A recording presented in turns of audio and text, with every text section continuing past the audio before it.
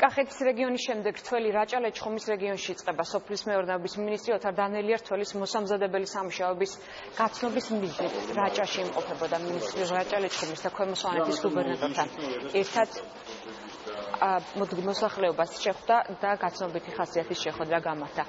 განიხილეს რთველი საორგანიზაციო საკითხები.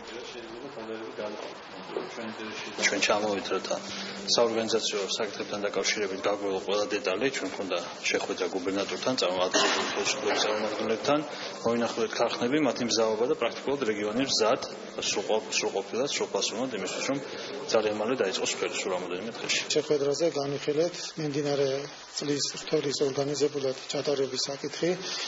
გასულ წელთან შედარებით არის მეტი მოსავალი და ჩვენ მზად ვართ იმისთვის, რომ დღევანდელმა რთველმა ჩაიაროს ორგანიზებულად.